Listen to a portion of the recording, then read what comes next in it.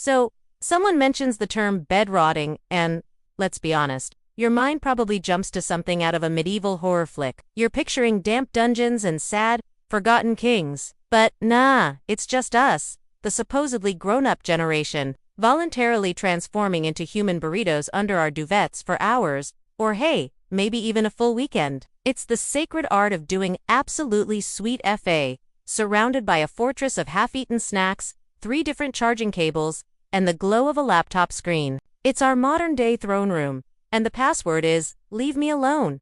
But here's the kicker, it ain't just sleeping. Oh no, that would be too simple. 2. Restorative. Bedrotting is a very specific state of being. It's an active form of passive existence. You're awakish, you're doom-scrolling through social media, rewatching a comfort show for the 7th time, and maybe having a low-key existential crisis about that one awkward thing you said in 2014.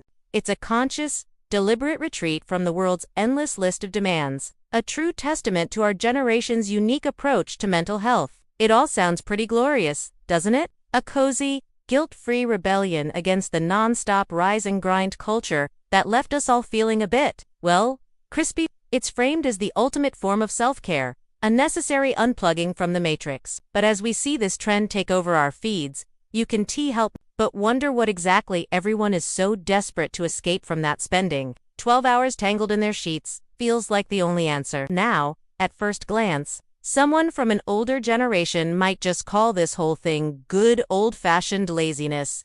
They'd probably launch into a story about how they had 3 jobs while single-handedly raising a family and building a house with their bare hands. But for a generation that was sold the dream of follow your passion, only to find out that passion doesn't pay for ridiculously high rent, bedrotting feels less like a choice and more like a system-wide crash. It's the inevitable result of accumulating burnout points like it's some twisted loyalty program we never signed up for.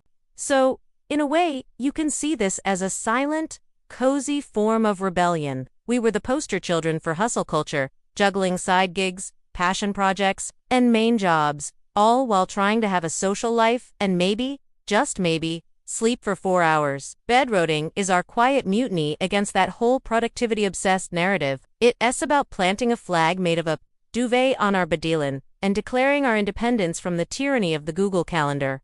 It's not just rest, it's a statement. Framing it like that a conscious uncoupling from burnout culture makes it sound almost heroic, doesn't it? It's the ultimate act of prioritizing your mental health, a gold medal in the self-care Olympics. You aren't just lying there staring at the ceiling, you're actively healing. But, and it's a big but, there's a razor-thin line between a restorative retreat and, well, just marinating in your own sad vibes. That comfy cocoon can start feeling an awful lot like a trap. So, we've established the bed as this sacred sanctuary, a cozy comfort zone to escape the world's general dumpster fire. But here's the tea.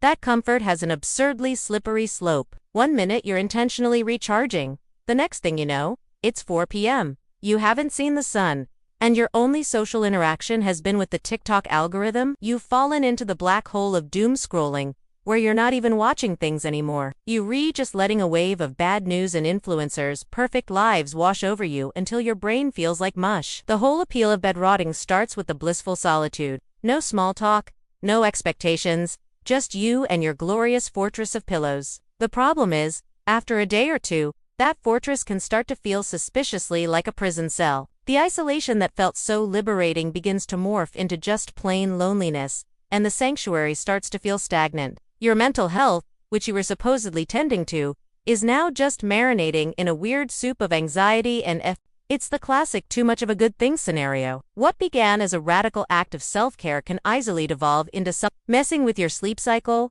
your mood, and your motivation to, participate in life. It suddenly seems less like a solution and more like a symptom of a bigger problem. So, it makes you think, if this isn't the ideal way to rest and recharge, then what is? Is there a better, more effective method that doesn't involve a risk of becoming a permanent fixture of your bedroom? Okay, so let's get into the nitty. If bedrotting is the junk food of relaxation, what's the organic, locally sourced kale salad equivalent of actual rest? The big difference seems to boil down to a single, slightly annoying word: being intentional. Think about how our parents dealt with stress. They might have spent a Saturday gardening or tinkering with a car. To us, that might look like more chores, but it's a form of active rest using your mind and body in a low-stakes fulfilling way that's totally different from the daily grind. It's a change of pace, not a full stop. What we redoing in our pillow forts is the polar opposite. It's purely passive consumption. We're not creating or truly engaging. We're just letting an endless stream of content happen to us. It requires zero mental energy, which feels amazing after a week of deep-fried burnout, but it doesn't actually replenish anything. Active rest, on the other hand, could be going for a walk without your phone, actually reading a book, or even just tidying your space. It's the stuff that leaves you feeling more human afterward, not less. So, the big revelation here is that not all forms of doing nothing are created equal. The goal of genuine self-care isn't just to stop moving, but to switch gears into an activity that actually refuels your soul instead of just numbing it. This makes you look at bedrotting differently. It's less of an enemy and more of a tool we've been using all wrong, like trying to open a can with a fork. This begs the question: is it possible to refine the art of doing nothing and actually make it work for us? So, how do we upgrade our bedrotting from a mindless time sink to a genuinely restorative practice? It all starts by making it intentional, which I know sounds like an oxymoron for peak laziness, but stay with me. Try setting a boundary, even a loose one. Decide you're going to rot for a specific period. 1 movie marathon, or a 4-hour block, not just indefinitely, until I feel bad about myself. This tiny shift transforms it from a guilt-ridden spiral into a scheduled, and therefore valid, period of rest.